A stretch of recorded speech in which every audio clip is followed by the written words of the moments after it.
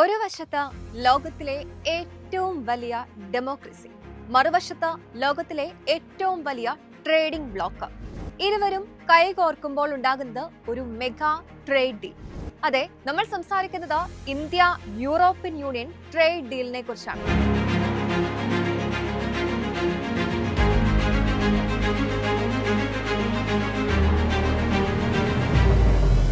ഇത് വെറുമൊരു കരാറല്ല, മദർ ഓഫ് ഓൾ ഡീൽസ് എന്ന് വിശേഷിക്കപ്പെടുന്ന കരാർ ഇന്ത്യയുടെ തലവര തന്നെ മാറ്റിയേക്കാം.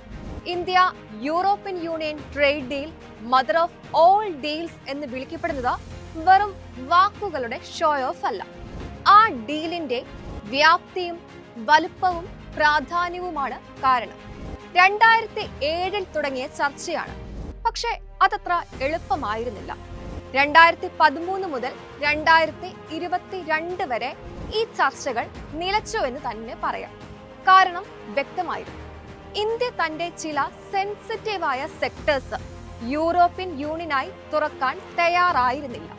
കൃഷി, ഡയറി മേഖല, ജനറ്റിക്കലി മോഡിഫൈഡ് ക്രോപ്സ് ഇവ തുറന്നാൽ കർഷകരെയും ഗ്രാമീണ സമ്പദ് വ്യവസ്ഥയെയും ബാധിക്കുമെന്ന ആശങ്ക ഇന്ത്യക്ക് ഉണ്ടായിരുന്നു. പിന്നീട് ലോകം മാറി. കോവിഡ് കാലം ലോകത്തെ പഠിപ്പിച്ചത് ഒന്ന് മാത്രമാണ്: ഗ്ലോബൽ സപ്ലൈ ചെയിൻസ് ഡൈവേഴ്സിഫൈ ചെയ്യണം. ട്രേഡ് ഒരൊറ്റ രാജ്യത്ത് കുടുങ്ങരുത്.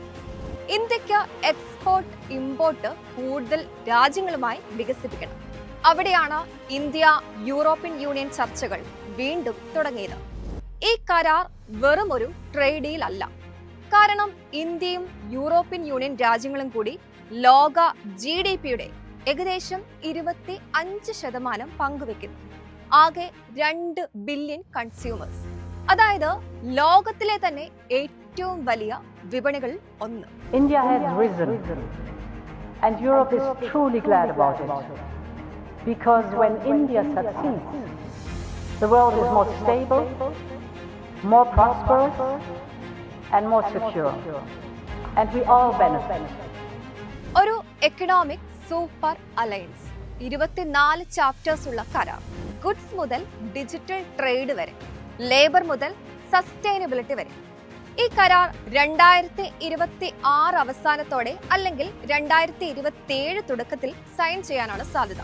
അതിനു മുൻപ് ഈ ഡീൽ യൂറോപ്യൻ യൂണിയൻ രാജ്യങ്ങളുടെ 24 ഭാഷകളിലേക്ക് മൊഴി മാറ്റണം. എല്ലാ യൂറോപ്യൻ യൂണിയൻ രാജ്യങ്ങളുടെയും നിയമനിർമ്മാണ സഭകൾ അംഗീകരിക്കണം. ഒപ്പം ഇന്ത്യൻ ക്യാബിനറ്റിന്റെയും അംഗീകാരം വേണം. ഈ കരാർ പ്രാവർത്തികമായാൽ യൂറോപ്യൻ യൂണിയൻ ഇന്ത്യയുടെ ഏറ്റവും വലിയ ട്രേഡിംഗ് പാർട്ട്ണർ ആകും. യൂറോപ്പിലെ ഏകദേശം 700 മില്യൺ ആളുകൾ ഇന്ത്യൻ ബിസിനസിന്റെ, ഇന്ത്യയുടെ കൺസ്യൂമേഴ്സ് ആകും.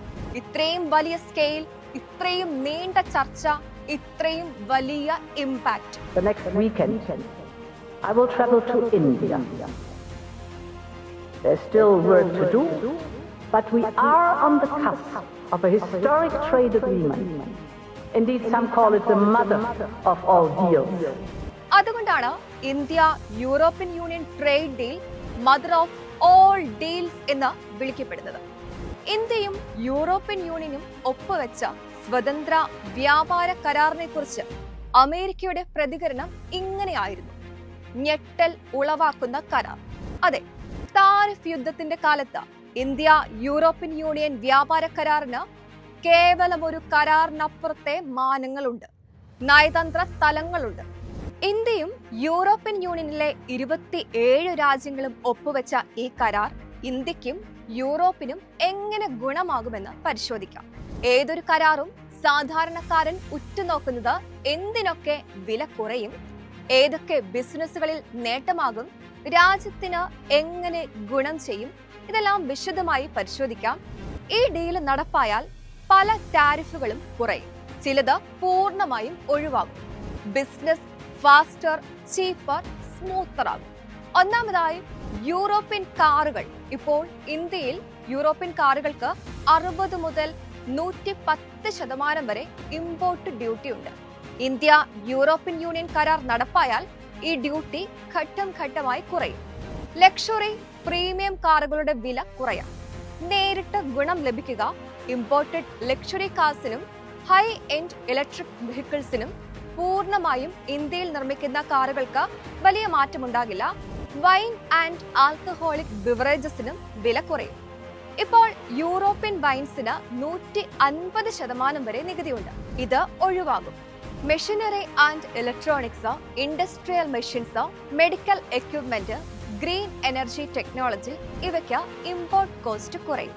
ടെക്സ്റ്റൈൽ ആൻഡ് ഗാർമെന്റ്സ്, സമുദ്രോൽപ്പന്നങ്ങൾ, chemical, leather products, rubber, plastic, metals, gem and jewellery തുടങ്ങി യൂറോപ്യൻ യൂണിയനിലേക്കുള്ള $33.5 ബില്യൺ ഉൽപ്പന്നങ്ങളും ഡീൽ പ്രാബല്യത്തിലാകുമ്പോൾ തന്നെ ഡ്യൂട്ടി ഇല്ലാതാകും.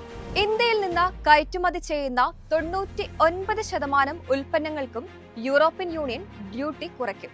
ഇറക്കുമതി ചെയ്യുന്ന 97% ഉൽപ്പന്നങ്ങൾക്കും ഇന്ത്യയും തീരുവ ഇളവ് നൽകും. 2024-25 ഇരു കൂട്ടരും തമ്മിൽ $136.54 ബില്യൺ ട്രേഡ് നടന്നു. ഇന്ത്യക്കാണ് മേൽക്കൈ. 75.85 ബില്യണും ഇന്ത്യയിൽ നിന്ന് EUവിലേക്കുള്ള കയറ്റുമതിയാണിത്. ഇറക്കുമതി 60.68 ബില്യൺ. അതായത് ഇന്ത്യക്ക് 15 ബില്യണോളം വ്യാപാര സർപ്ലസ്. 2024 ഇന്ത്യയുടെ ഏറ്റവും വലിയ വ്യാപാര പങ്കാളിയുമായിരുന്നു യൂറോപ്യൻ യൂണിയൻ. കൂടാതെ തൊഴിൽ മേഖലയ്ക്കും കരാർ പുത്തൻ ഉണർവേകുമെന്നാണ് വിലയിരുത്തൽ. ഇന്ത്യയിലെ കർഷകർക്കും ചെറുകിട ബിസിനസ്സുകൾക്കും നിർമ്മാണ രംഗത്തും പുത്തൻ അവസരമുണ്ടാകും. സേവന മേഖല, IT പ്രൊഫഷണലുകൾ, സോഫ്റ്റ്വെയർ എഞ്ചിനീയർമാർ, ടെക്കുകൾ എന്നിവർക്കും യൂറോപ്യൻ യൂണിയനിൽ നിന്ന് വൻ ഡിമാൻഡിന് സാധ്യതയുണ്ട്. അതായത് ഇത് വെറും ട്രേഡ് ഡീൽ അല്ല, ഇന്ത്യയുടെ ലോങ് ടേം എക്കണോമിക് അപ്ഗ്രേഡ് ആണ്. ബിസിനസ്, ജോലികൾ, വിലക്കയറ്റം, ജിയോ പൊളിറ്റിക്സ് എല്ലാം തന്നെ മാറ്റിമറിക്കാൻ ശേഷിയുള്ള ഒരു ഗെയിം ചേഞ്ചർ.